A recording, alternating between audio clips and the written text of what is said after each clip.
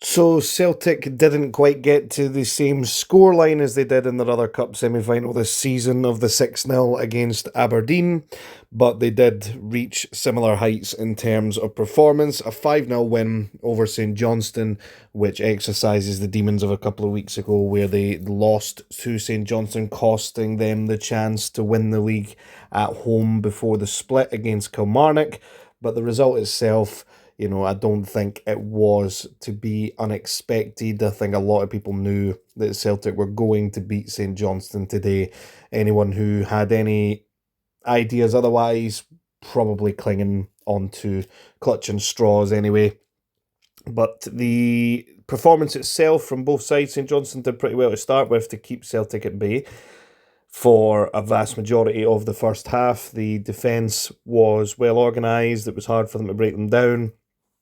Celtic were picking the ball around well though, and it's only seemed a matter of time before they got the opener, and it came through the captain on screen, Callum McGregor, who was given a nice little back heel from Rail Hatate, a couple of touches to set himself, and he fires it into the back of the net. Not quite outside the box like some of his other goals have been this season, but he does find the corner with a good strike into the back of the net, and then for the next 12 minutes, Celtic actually killed the game off right there and then, which they've done a lot this season in first halves.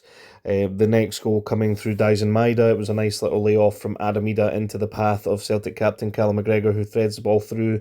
One of St Johnstone players almost cuts it out, but it falls to the feet of Dyson Maida, who's not going to miss in the form that he's in.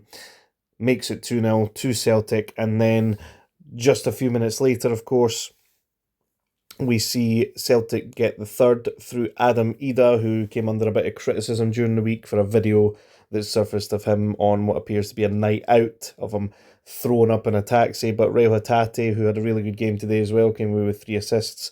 He fires the ball across, and Adam Ida, nice little finish into the back of the net first time. And then as quickly as that goal came, Dyson Maida gets his second and Celtic's fourth of the game.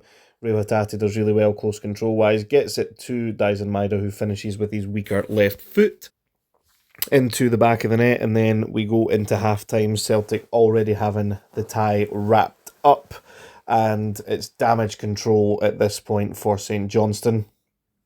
Celtic already through to the final at half time, it seemed, and then we came out in the second half a little bit. St Johnstone made 3 changes, a little bit more fight from them. Mackenzie Kirk had a really acrobatic effort, well saved by Sinisalo, and then he scores a screamer. It has to be said, fair play to him, but there was a foul in the build-up on Adamida.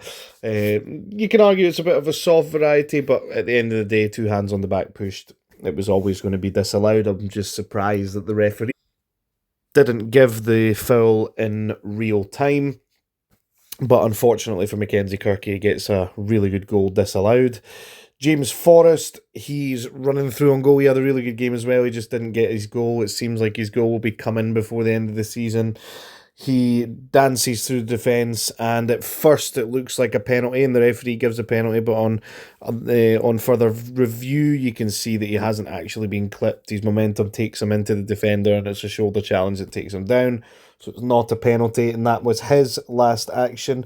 He was subbed off for Jota, who gets Celtic's 5th and final goal in the game. It's good link-up play between Alistair Johnson and Nicholas Kuhn, and Alistair Johnson sends a really nice ball into the back post, and it's a tight angle, but Jota finishes it first time with his weaker foot and gets his first and Celtic's 5th goal of the game.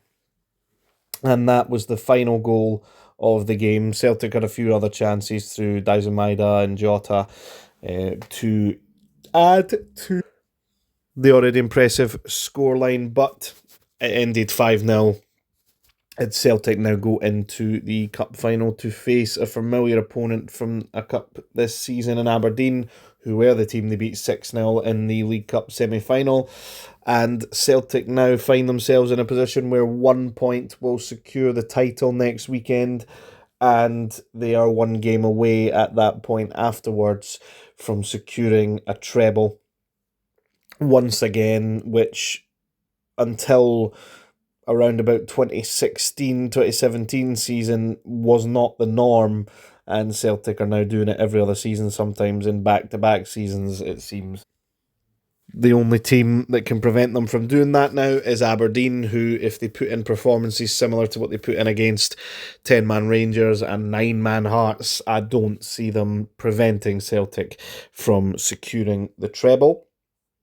The question is, can Dundee United prevent Celtic from winning the league at the weekend? St Johnstone, on the other hand, they now have to put full focus into survival. I think it's going to be very difficult for them to do that, but that's what they've got to focus on now. Aberdeen, of course, have third place to focus on, as well as the cup final from yesterday. Hearts, season over for them, unfortunately, from their point of view. But that's going to do it for the match reaction for this game. Thanks again to all the new viewers and subscribers. I'm, at the time of recording, only a few subscribers away from 300 now, which is unbelievable. Thank you very much for that. Please like and subscribe, check out the other content on the channel, and I'll catch you in the next one.